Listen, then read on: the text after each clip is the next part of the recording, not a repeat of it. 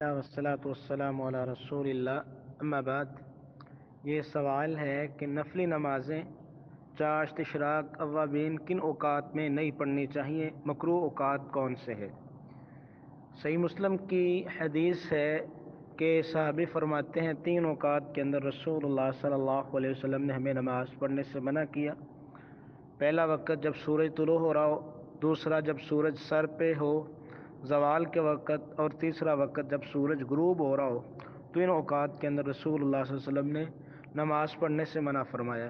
اسی طرح دوسری حدیث میں ہے کہ رسول اللہ صلی اللہ علیہ وسلم نے فرمایا لا صلاۃ بعد العصر حتی تغرب الشمس ولا صلاۃ بعد الصبح حتی تطلع الشمس، کہ فجر کی نماز کے بعد نماز نہیں ہے کوئی بھی جب تک سورج طلوع نہ ہو جائے، اور عصر کی نماز تک کوئی نفلی نماز نہیں ہے جب تک جو ہے وہ سورج غروب نہ ہو جائے۔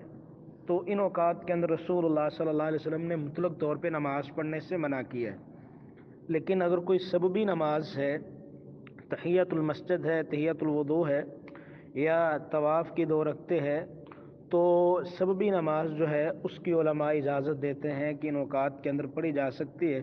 لیکن مطلق طور پہ آدمی مسجد کے اندر موجود ہے، اس نے فجر کی نماز پڑھ لی ہے، تو سورج طلوع ہونے تک وہ نماز نہیں پڑھ سکتا۔ اسی طرح عصر کے بعد مغرب تک وہ نماز نہیں پڑھ سکتا، لیکن کوئی سببی نماز ہے، نماز جنازہ ہے، تحیۃ المسجد ہے، تو وہ پڑھی جا سکتی ہے، کیونکہ صحیح مسلم کے اندر ہی رسول اللہ صلی اللہ علیہ وسلم کا یہ فرمان ہے اذا جاء احدکم المسجد فلا یجلس حتی یصلی رکعتین، جب تم میں سے کوئی آدمی مسجد میں آئے تو اتنی دیر تک مسجد میں نہ بیٹھے جب تک وہ 2 رکعت نماز ادا نہ کر لے۔